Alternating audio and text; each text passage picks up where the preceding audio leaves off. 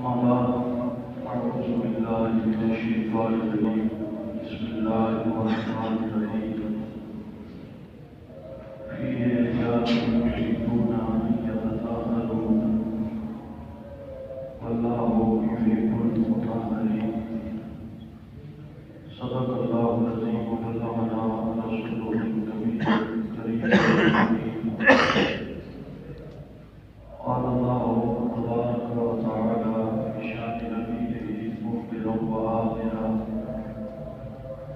إن الله وملائكته يصلون على النبي يا أيها الذين آمنوا صلوا عليه وسلموا تسليما اللهم صل على سيدنا ومولانا محمد وعلى آل سيدنا وأصحاب سيدنا ومولانا محمد وبارك وسلم عليه الصلاة والسلام عليك سيدي يا رسول الله وعلى آلك وأصحابك سيدي يا محبوب رب العالمين قابل صدرین حاضرین و سامعین السلام علیکم ورحمۃ اللہ وبرکاتہ۔ جمعہ المبارک کی یہ بابرکت گھڑیاں اور ان گھڑیوں کے اندر اللہ کی توفیق سے ہم سب کا اللہ کے گھر کے اندر حاضر ہونا مالک کائنات کا سوال ہے کہ رب کائنات ہماری اس حاضر وقتی بارگاہ کے اندر شرف قبولیت عطا فرمائے اور جمعہ المبارک کے جتنے بھی فیوزات و برکات ہیں رب کائنات ہمیں اس میں سے کثیر حصہ عطا فرمائے۔ قرآن حکیم فرقان مجید کی ایک آیت مبارکہ آپ کے سامنے تلاوت کرنے کا شرف حاصل کیا ہے، جس میں اللہ رب العزت یہ ارشاد فرما رہے ہیں فیہ رجال یحبون ان یتطہروا، کہ ان میں ایسے لوگ بھی موجود ہیں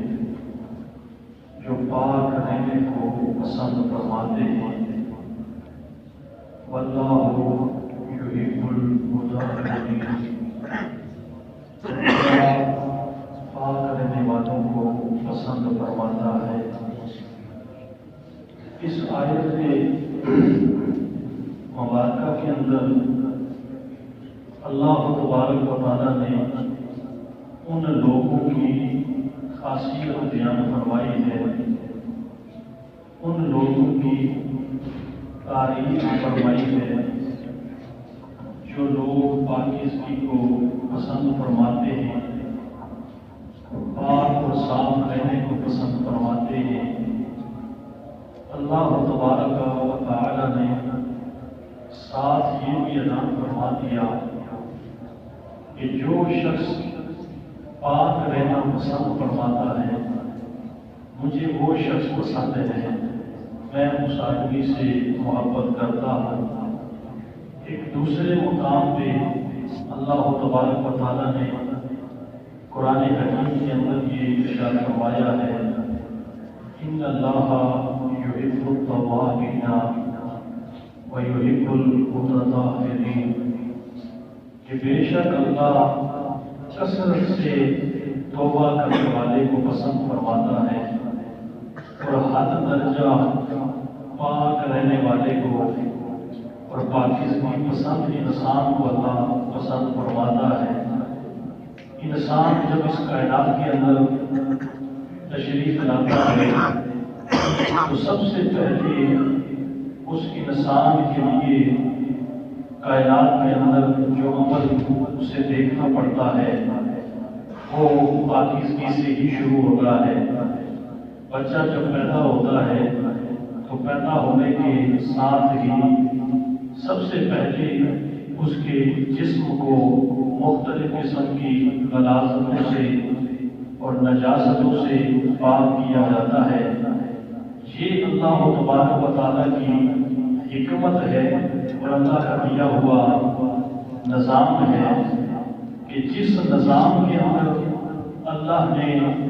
لوگوں کو داخل ہونے کا حکم ارشاد فرمایا اور قرآن و حدیث کی تعلیمات میں اگر انسان غور کرے تو سب سے پہلے جو چیز ہے وہ انسان کے پاک و صاف ہونے کا عمل ہے۔ جس طرح آپ اکثر یہ دیکھتے ہیں کہ کوئی شخص حضور کی بارگاہ کے اندر کلمہ پڑھنے کے لیے حاضر ہوا تو اللہ کے محبوب نے اسے سب سے پہلے یہ حکم ارشاد فرمایا کہ جاؤ جا کے پاکیزگی حاصل کرو، پھر میں تمہیں کلمہ پڑھا کے دائرہ اسلام کے اندر داخل کروں گا۔ اس سے پتہ یہ چلا کہ نماز، روزہ، حج، زکوٰۃ اور جتنی بھی عبادات ہیں ان ساری عبادتوں کا مقام اپنی جگہ پہ مسلم ہے، اس کی ایک خاص حیثیت ہے، لیکن جہاں تک انسان کے وجود کی پاکیزگی کا تعلق ہے، یہ انسان کا ایک ایسا عمل ہے کہ جو بنیادی چیز ہے۔ اگر کوئی شخص اپنے جسم کے لحاظ سے پاکیزہ نہیں ہے، لباس کے لحاظ سے پاکیزہ نہیں ہے، تو اس کی کوئی بھی عبادت اللہ کی بارگاہ کے اندر مقبول شمار نہیں کی جاتی۔ اس لیے اسلام نے اور قرآن نے سب سے زیادہ اس چیز کے اوپر زور دیا ہے، وہ طہارت، نظافت اور پاکیزگی کے اوپر زور دیا ہے۔ اس لیے کہ انسان کا اگر ظاہر پاک ہوگا، ظاہر اگر صاف ہوگا تو اس ظاہر کے پاک اور صاف ہونے کا انسان کے باطن پہ بھی اثر ہوتا ہے، اور انسان کی اگر جسمانی نظافت موجود ہوگی تو یہ جسمانی نظافت اس کی باطنی نظافت کے اوپر بھی اثر انداز ہوتی ہے۔ آپ میں سے اکثر لوگوں نے یہ مشاہدہ کیا ہوگا، اور اکثر اگر اس مشاہدے سے گزرنا چاہتے ہیں تو وہ کر سکتے ہیں کہ نماز اللہ کی ادا کرنی ہے، لیکن آپ یہ بات خود محسوس کریں گے کہ آپ ایک صاف ستھرا اور پاکیزہ لباس پہنیں، اور پاکیزہ لباس پہن کے اگر کسی صاف ستھری اور پاکیزہ انتہائی نفیس جگہ پہ کھڑے ہو کے اگر آپ اللہ کی نماز پڑھنے کے لیے کھڑے ہو جاتے ہیں تو یقین جانیں کہ اس نماز کے اندر آپ کو ایک لذت محسوس ہوگی، ایک سرور محسوس ہوگا، اور آپ بڑی اپنی طبیعت کے اندر ایک خوشی محسوس کریں گے۔ اگر آپ کا جسم بھی پاک ہوگا، لباس بھی پاک ہوگا، اور جس جگہ پہ کھڑے ہو کے آپ نماز پڑھ رہے ہیں وہ جگہ بھی اگر انتہائی صاف ستھری اور انتہائی خوبصورت جگہ ہوگی تو اس کا اثر آپ کی طبیعت پہ بھی ہوگا، آپ کی عبادت پہ بھی ہوگا، اور آپ کے دل کے اوپر بھی اس کے جو ہے وہ اثرات آپ کو محسوس ہوں گے۔ لیکن اگر میلا کچیلا لباس پہن کے، ایک میلی سی ٹوپی پہن کے اگر کسی جو ہے وہ ایک گند سے بھری ہوئی جگہ پہ آپ کھڑے ہو گے، اگر آپ نماز پڑھنا شروع کر دیں گے تو یقین جانیں کہ آپ وہاں پہ نماز صرف ایک بعض سجدوں کی ریہرسل ہوگی، سجدوں کی مشق ہوگی، لیکن اس نماز کی وجہ سے آپ کے دل کے اوپر وہ اثرات مرتب ہوں گے جو انسان کو نماز پڑھنے کے دوران اللہ کی طرف سے انوار و تجلیات کی شکل میں نصیب ہوتے ہیں۔ اس سے پتہ یہ چلا کہ ظاہری طور پہ پاکیزگی حاصل کرنا، لباس کا پاک ہونا، ظاہری طور پہ جسم کا پاک و صاف ہونا، یہ اللہ سب سے پہلے انسان کا پسند فرماتا ہے، اور اس کے بعد اللہ جو ہے وہ انسان کے باطنی معاملات کو پسند فرمانا شروع کر دیتا ہے۔ اکثر ہمارا رونا یہ ہے کہ ہم لوگ بہت ساری ہمارے اندر خرابیاں ہیں، لیکن اکثر غسل انسان پہ اگر فرض ہو جائے اور انسان پہ غسل جو ہے وہ فرض ہو جائے تو اسلام نے ہمیں فرض غسل کرنے کا ایک طریقہ سکھایا ہے۔ اگر ہم اس طریقے سے غسل نہیں کریں گے تو بے شک آپ دریا کے اندر ڈبکیاں کھاتے رہیں، کسی نہر کے اندر جا کے لیٹ جائیں، بڑے تالاب کے اندر جا کے جو ہے وہاں بیٹھے رہیں، آپ کا جسم پاک نہیں ہوگا، اور اگر آپ کا جسم پاک نہیں ہوگا تو آپ کی کوئی بھی عبادت اللہ کی بارگاہ کے اندر مقبول نہیں ہوگی۔ یہاں تک کہ آپ اگر اللہ کی بارگاہ کے اندر عبادت کر رہے ہیں، قرآن کی تلاوت کر رہے ہیں، مساجد کے اندر داخل ہو رہے ہیں، تو بے حرمتی کی وجہ سے بجائے اس کے کہ اللہ کی بارگاہ سے آپ کو کوئی انعام عطا فرمایا جائے، اس عمل کی وجہ سے وہ انسان اللہ کے غضب کا مستحق ہو جاتا ہے۔ تو یہ بات جو میں عرض کر رہا ہوں کہ اکثر ہم لوگ مساجد کے اندر علماء سے، دوستوں سے، یا ممکن ہے زندگی میں کہیں پڑھ بھی رکھا ہو، لیکن اکثر ہماری خواتین جو دنیاوی تعلیم سے بھی بے ہوتی ہے اور دینی ماحول ہمارا اتنا نہیں ہے کہ وہ کسی کے پاس جا کے دین سیکھ سکے، یہ کم از کم جو ہے وہ 40، 50 اور 60% خواتین ایسی ہوتی ہیں کہ جنہیں پاکیزگی کا علم ہی نہیں ہوتا۔ اب غسل کرنے کے 3 فرض ہیں، اگر انسان ان 3 فرائض پہ عمل پیرا نہیں ہوگا تو اس انسان کا وجود پاک نہیں ہوگا۔ اگر وجود پاک نہیں ہوگا تو اس کا کھانا پینا، اس کے سارے عمل جو ہے وہ ناجائز ہو جائیں گے، ان کے اندر بے برکتی آنا شروع ہو جاتی ہے، جس کی وجہ سے ہم پورے کے پورے معاشرت کی بغاوت کے اندر مبتلا ہو جاتے ہیں۔ اب اللہ نے واضح طور پر یہ اعلان فرمایا ہے کہ اللہ خود بھی خوبصورت ہے اور اللہ خوبصورتی کو پسند فرماتا ہے، اللہ خود بھی پاک ہے اور اللہ پاکیزگی کو پسند فرماتا ہے۔ اب اللہ کے محبوب کریم صلی اللہ علیہ وسلم نے صحابہ کرام رضوان اللہ تعالیٰ علیہ اجمعین کو اس طرح جو ہے وہ اپنے رہنمائی فرمائی۔ صحابہ تشریف فرمائے اور اللہ کے محبوب یہ فرماتے ہیں کہ میرے صحابیوں، اگر کسی آدمی کے گھر کے سامنے سے پانی کی ایک نہر گزر رہی ہو اور وہ شخص دن میں 5 مرتبہ اس نہر کے اوپر آ کے غسل کرے تو کیا اس آدمی کے جسم پہ کوئی میل کو چین باقی رہ سکتی ہے؟ صحابہ عرض کرتے ہیں کہ یا رسول اللہ، یہ تو ایک دن میں 5 مرتبہ غسل کا فرما رہے ہیں، اگر بندہ دن میں 1 مرتبہ ہی غسل کرنے کی عادت اپنا لے تو اس آدمی کے جسم پہ میل کو چین باقی نہیں رہتی۔ اگر دن میں 1 مرتبہ بھی غسل کرنے کی عادت اپنا لے تو اس کے جسم پہ میل کو چین باقی نہیں رہتی۔ آپ فرماتے ہیں کہ اگر دن میں 5 مرتبہ آدمی غسل کرے تو اس کے جسم پہ میل کو چین باقی رہ سکتی ہے۔ اللہ کے محبوب کریم صلی اللہ علیہ وسلم نے فرمایا کہ اگر 1 مرتبہ غسل کرنے والے کی جسمانی نصافت کا یہ عالم ہے کہ اس پہ میل باقی نہیں رہتی، اگر 5 مرتبہ انسان غسل کرنا شروع کر دے تو اس کے جسم پہ میل کو چین کا سوال ہی پیدا نہیں ہو سکتا۔ اللہ کے محبوب نے صحابہ کے دل و دماغ کے اندر یہ بات ڈالنے کے بعد ارشاد فرمایا کہ ہاں جب ایک بندہ نماز پڑھنے کے لیے وضو فرماتا ہے تو رب کائنات کی اس وضو کی برکت کی وجہ سے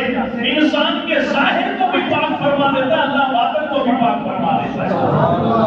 اور بندے کو عقیدہ رکھنا چاہیے۔ اللہ کے محبوب کی حدیث مبارکہ ہے کہ جب بندہ ہاتھ دھوتا ہے تو ایک تو ہاتھ بظاہر صاف ہو رہے پانی سے ہاتھ دھو رہا ہے، ہاتھوں کی ظاہری محل پاک ہو رہی ہے، لیکن اللہ کے محبوب نے فرمایا کہ اس کے جسم پہ جب وہ پانی ڈال کے اپنے ہاتھ دھوتا ہے تو اللہ ہاتھوں کے گناہ معاف فرما دیتا ہے۔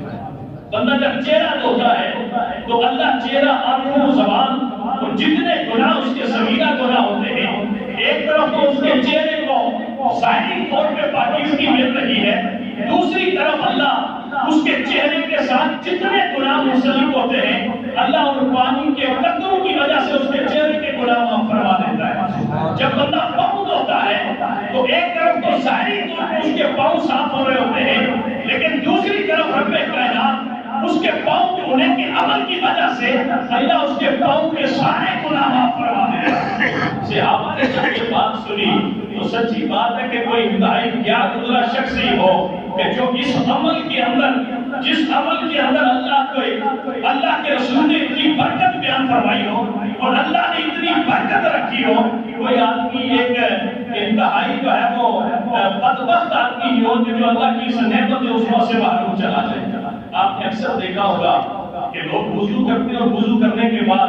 کچھ لوگ جو ہے وہ اس طرح سے کر کے کچھ پڑھتے ہیں۔ ہماری ایک بڑی نونا ہے، کہ ہم کسی سے پوچھتے بھی نہیں کہ جناب یہ آپ محمد جو کر رہے ہیں اس عمل کی حقیقت کیا ہے، یہ جائز ہے ناجائز ہے،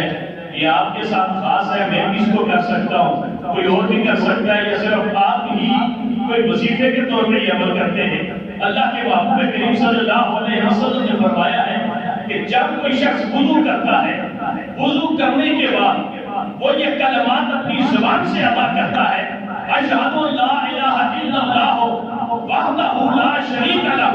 واشہد ان محمدا عبدہ ورسولہ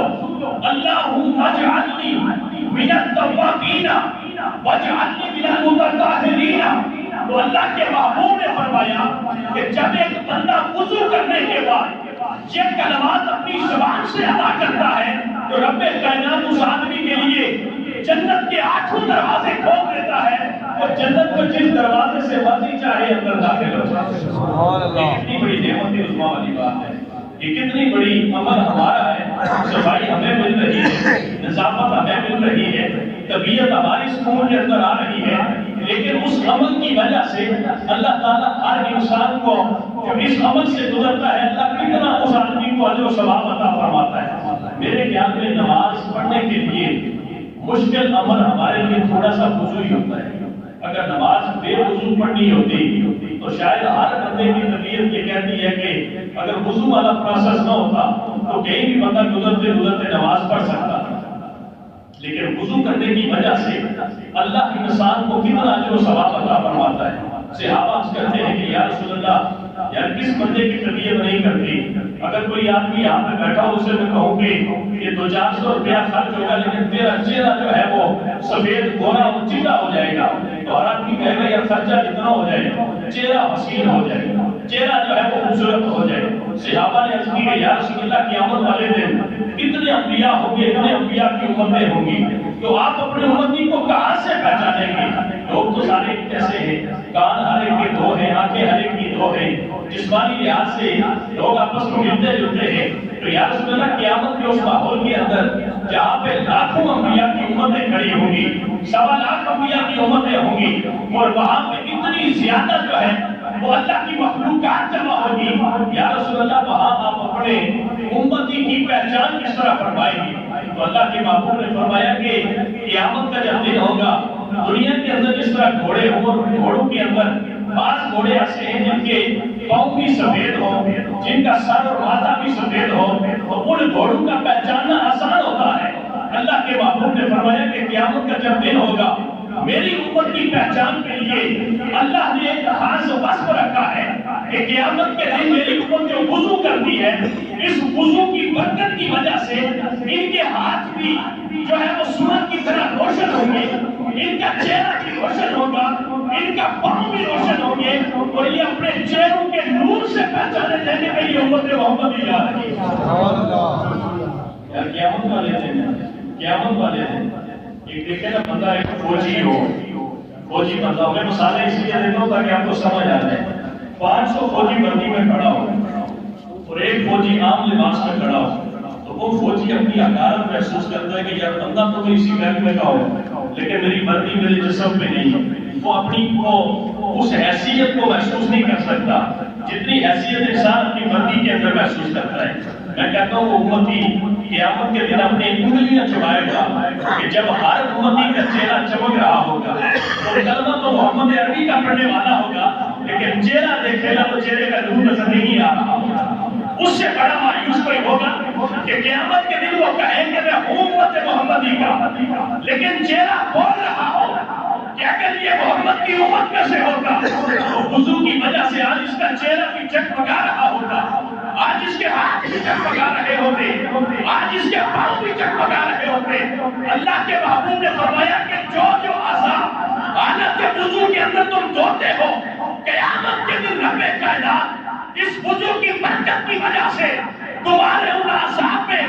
اتنی سفیدی ظاہر فرما دے گا کہ ہر دیکھنے والا دیکھ کے کہے گا کہ یہ وضو کی برکت کی وجہ سے اللہ نے اس آدمی کے چہرے پہ نور کو ظاہر فرما دیا۔ حضرت ابو ہریرہ رضی اللہ تعالیٰ عنہ آپ جب اپنے بازو دھوتے تھے تو بازو تک دھوتے تھے، اور جب پاؤں دھوتے تھے تو گھٹنوں تک دھوتے تھے۔ کسی نے عرض کی کہ حضور آپ یہ عمل کیوں فرماتے ہیں؟ آپ نے کہا اللہ کے نبی نے فرمایا ہے کہ کے دن اللہ اسے نور اللہ نور کر دے گا. میں اس لیے کہتا ہوں کہ قیامت کے دن اللہ میرے ان اعضاء سے وضو کی گواہی کو ظاہر فرما کے اللہ میرے نور کو ظاہر فرما دے گا. جب انسان وضو کر رہا ہو تو وضو کرنے سے مقصد پاکیزگی ہے، اللہ کی بارگاہ کے اندر حاضر ہونے کے لیے تیاری ہے. لیکن اس کے اندر میں جملہ اکثر کہا کرتا ہوں کہ اگر ہمیں کوئی ڈاکٹر کہہ دے کہ آپ یہ چیز نہ کھائیں، یہ عمل نہ کریں، تو ہم ڈاکٹر کے کہنے پہ بیماری کے ڈر کی وجہ سے وہ چیزیں ترک کر دیتے ہیں. لیکن اگر ہمارا رب ہمیں کوئی عمل بتا رہا ہو تو ہم ڈاکٹر کے کہنے پہ تو عمل کر لیتے ہیں، لیکن رب کے کہنے پہ ہم عمل نہیں کرتے. رب کے کہنے پہ ہم عمل نہیں کرتے. لیکن رب کائنات نے جو نظام ہمیں عطا فرمایا ہے اس نظام کے اندر خیر و برکت ہے، اس نظام کے اندر انسانیت کی بقا ہے، اس نظام کے اندر انسانیت کی فلاح ہے، اور اس نظام کے اندر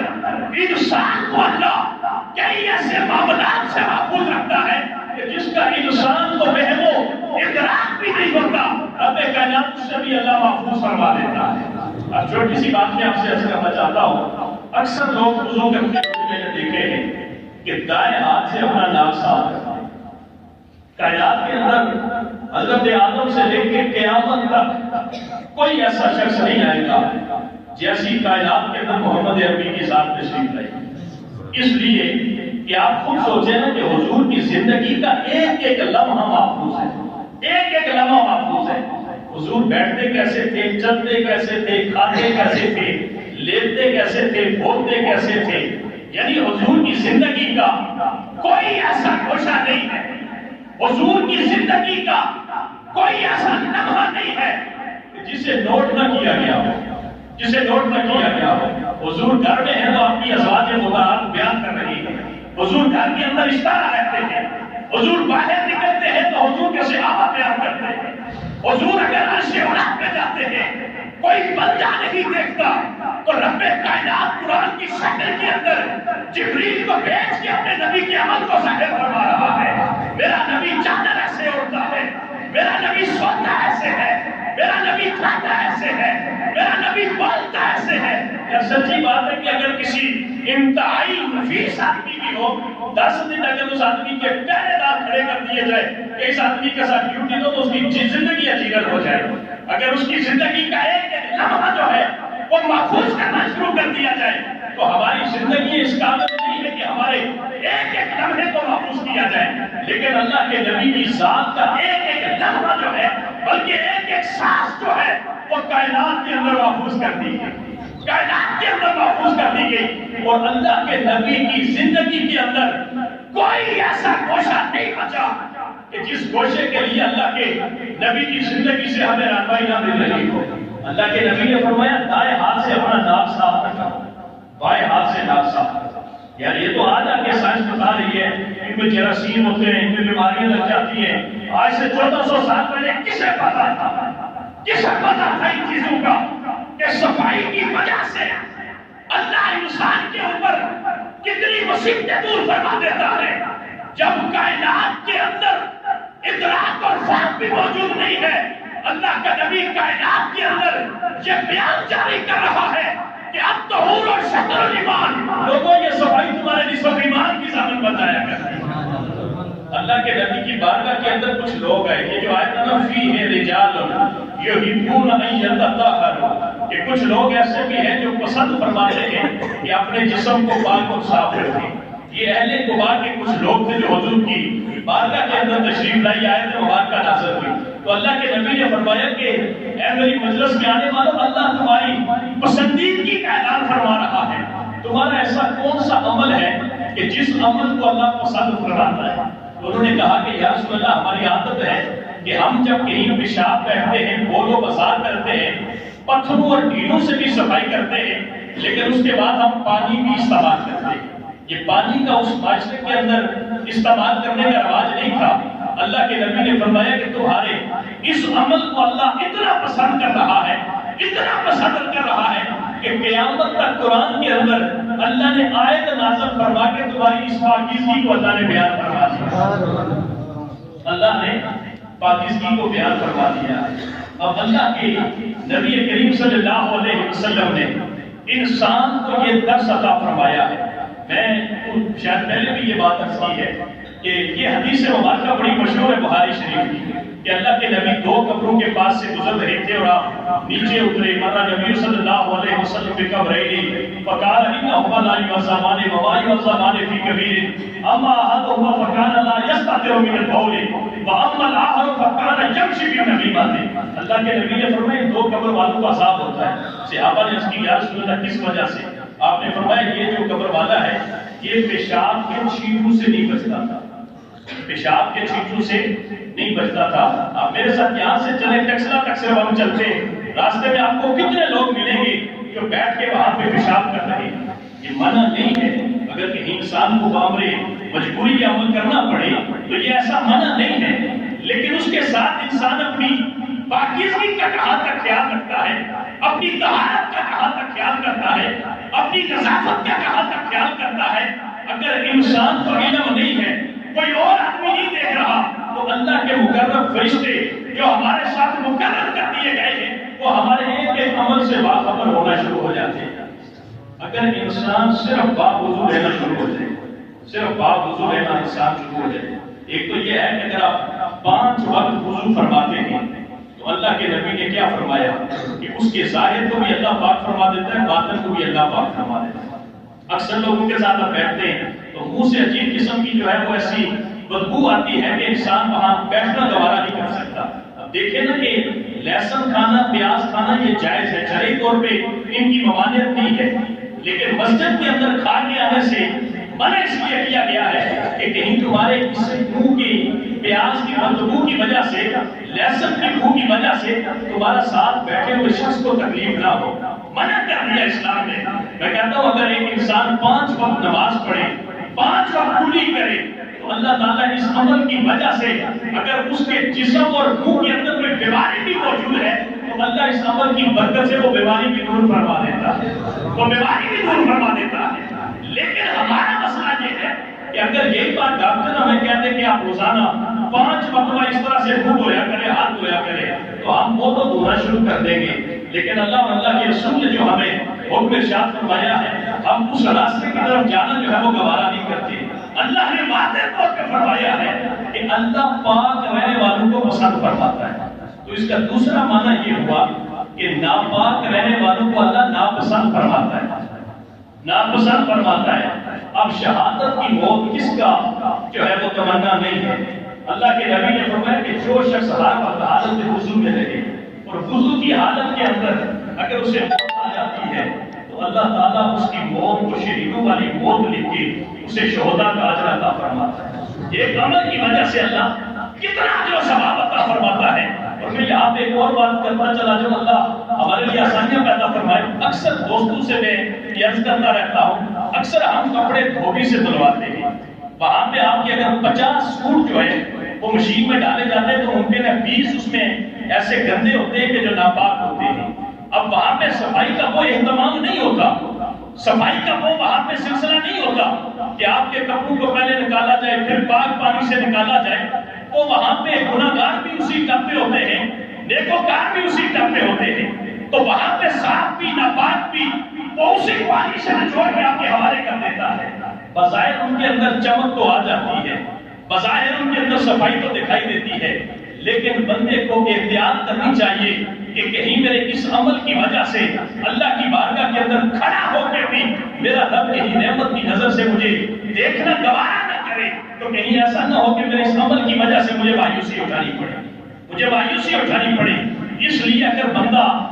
5 وقت صرف نماز کے لیے وضو ہی کرنا شروع کر دے تو اللہ اس کے ظاہر کو بھی پاک فرما دیتا ہے، اللہ اس کے باطن کو بھی پاک فرما دیتا ہے۔ اللہ کے محبوب کریم صلی اللہ علیہ وسلم نے یہ جو تعلیمات ہمیں عطا فرمائی ہیں، ان تعلیمات کے اندر خیر ہے، ان کے اندر برکت ہے، ان سے ہماری کئی بیماریوں سے اللہ نجات عطا فرما دیتا ہے، کئی دنیاوی مسائل اور آخرت کے اندر کامیابی کے اللہ راستے جو ہے وہ ہمارے لیے راستے آسان کرنا شروع کر دیتا ہے۔ ہر انسان کو اپنی پاکیزگی کا خیال رکھنا چاہیے، نظافت کا خیال رکھنا چاہیے۔ میرا لباس پاک ہے یا نہیں، پرانا ہونا اس سے کوئی تعلق نہیں ہے، پاک ہے، صاف ہے یا نہیں ہے، میرا جسم پاک ہے، صاف ہے یا نہیں ہے، یہ ہر انسان، اکثر لوگ میں نے دیکھا ہے کہ انتہائی جو ہے وہ کپڑے گندے ہوتے ہیں، کپڑے میلے کچیلے ہوتے ہیں، اکثر جو لوگ کام کرنے والے ہوتے ہیں، لیکن وہ مسجد کے اندر اسی جو ہے وہ حالت کے اندر آ کے نماز شروع کر دیتے ہیں۔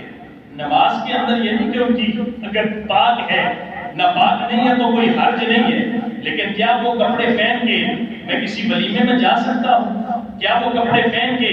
میں اپنے گھر شام کو روز وہی کپڑے پہن کے جاتا ہوں؟ کیا وہ میں کپڑے پہن کے کسی اپنے دوست سے ملنے کے لیے جا سکتا ہوں؟ اگر میرا جواب نہیں ہے کہ یہ لباس پہن کے میں اپنے گھر بھی نہیں جاتا، یہ لباس پہن کے میں اپنے کسی دوست سے ملنے بھی نہیں جاتا، یہ لباس پہن کے اگر مجھے آفس میں جانا پڑے وہاں پہ بھی نہیں جاتا، تو یار آپ کی غیرت پھر گوارا کیسے کرتی ہے کہ جب شام کو گھر جانا ہو تو ٹکنی سے اور لباس اتار کے پہنتے ہو، جب اللہ کی بارگاہ کے اندر جانا پڑے تو وہاں وہی والا کچھ لباس پہن کے چلے جاتے ہیں۔ یہی اشر ٹوپیوں کا ہوتا ہے، مسجدوں کے باہر پھٹی پرانی ٹوپیاں پڑی ہوتی ہیں، آئے ہو جناب سر پہ ٹوپی رکھی ہو، صاف بات ہے، 20-40 روپے کی ٹوپی ملتی ہے، 100 روپے کی ٹوپی ملتی ہے۔ اگر آپ کو پتا ہے کہ اللہ کی بارگاہ کے اندر حاضر ہونا ہے تو وہ پھٹی میلی کچیلی ٹوپی جو ہے وہ سر پہ رکھ کے اللہ فرماتا ہے کہ خود بھی خوبصورت ہو اور خوبصورتی کو پسند فرماتا ہو۔ ولیمے میں ہم جائیں میک اپ کر کے، ولیمے میں ہم جائیں تیاریاں کر کے، دوستوں سے ملنے ہم جائیں ہر قسم کی تیاری کر کے، جب خدا کی بارگاہ کے اندر رب بلا کے کہے آؤ مجھ سے ملاقات کر لو تو وہاں ہم بے حسی کا مجسمہ بن کے چلے جائیں، اس سے بڑھ کر ہمارے لیے تازیانہ عبرت اور کیا ہو سکتا ہے؟ میرے بھائی، جب انسان اپنے ظاہر کو صاف فرماتا ہے تو اللہ ظاہر کی صفائی کو دیکھ کے اللہ باطن بھی صاف فرما دیتا ہے۔ اور اگر بندے کا باطن جو مرضی کوشش کرے، اگر انسان کا ظاہر صاف نہیں ہے، ظاہر انسان کا صاف نہیں ہے، تو انسان جو مرضی کہتا پھرے، وہ ظاہر کی نجاست، وہ ظاہر کی ناپاکی انسان کے باطن پہ بھی اثر انداز ہوتی ہے۔ اللہ کی بارگاہ میں دعا ہے کہ رب کائنات ہمیں پاک اور صاف رہنے کی توفیق عطا فرمائے۔ ہم اپنے گھر کا گھر صاف کر کے دوسرے کے گھر کے دروازے کے آگے ڈال دیتے اور کہتے ہیں میں بڑا صفائی پسند انسان کو۔ یہ صفائی نہیں، حضرت مالک ابن دینار رضی اللہ تعالیٰ عنہ آپ ایک یہودی کے پڑوسی بن گئے۔ اکثر ہمارے پڑوسیوں کا حال یہی ہوتا ہے کہ کوئی یہودی والا معاملہ ہم پڑوسیوں سے کر رہے ہوتے ہیں تو وہ یہودی جو ہے وہ روزانہ گند صاف کریں اور حضرت مالک ابن دینار کے سین میں پھینک دیں۔ ایک دن روز کہے کہ یار آج لڑائی کریں گے، آج لڑائی کریں گے، وہ اللہ کا بندہ روز صفائی کرے اور چپ چاپ۔ ایک دن یہودی راستے میں کھڑا ہو کے کہنے لگا بابا جی آپ میرے پڑوسی ہیں؟ کہا جی میں آپ کا پڑوسی ہوں۔ کہا میں روزانہ جو ہے وہ اپنا گند صاف کر کے مجبوری ہے پر نالا ادھر ہے آپ کے سین میں پھینک دیتا ہوں، آپ کو تکلیف نہیں ہوتی؟ آپ نے کہا تکلیف ہوتی ہے۔ تو کہا بولتے کیوں نہیں؟ کہا بس میں نے ایک ٹوکری لے لی ہے، ایک جھاڑو لے لیا ہے، روزانہ تمہارا وہ پھینکا ہوا گند میں خود صاف کر کے باہر پھینک دیتا ہوں۔ کہا بولتے کیوں نہیں؟ کہا بولتا اس لیے نہیں، میرے رب نے فرمایا ہے، اور رب نے فرمایا ہے کہ معاف کرنے والا اور صاف رہنے والا اللہ اسے پسند فرماتا ہے۔ میں تجھے معاف کر دیتا ہوں اور یہ جو گند ہے اسے صاف کر دیتا ہوں صرف اس نیت سے کہ میرا رب مجھے پسند فرما دے۔ مجھے تیری پسند اور ناپسند کا معاملہ نہیں ہے، میرا سودا میرے رب سے ہے۔ وہ یہودی کہتا ہے جس دین کے اندر اتنی برکتیں ہیں، جس دین کے اندر اتنے اسباق ہیں، بابا جی پھر مجھے بھی کلمہ پڑھا دو اور مسلمان کر کے مجھے بھی پاک لوگوں میں شمار کروا دو۔ ارے بھائی عالم یہ ہے کہ ہمارا گند دیکھ کے وہ جو آتا ہے اسلام قبول کرنا وہ پریشان ہو جاتا ہے کہ لوگوں میں آ گیا۔ یہ ہمارا رونا ہے، یہ ہماری حالت ہے۔ اللہ ہمیں خود بھی پاک رہنے کی توفیق عطا فرمائے، پاکیزگی کو پسند کرنے کی اللہ توفیق عطا فرمائے، اور انسان صرف نماز پڑھنا شروع کر دے اور وضو کرنے کی عادت انسان بنا لے تو اللہ کئی پاکیزگی انسان کو عطا فرما دیتا ہے۔ وآخر دعوانا الحمدللہ رب العالمین۔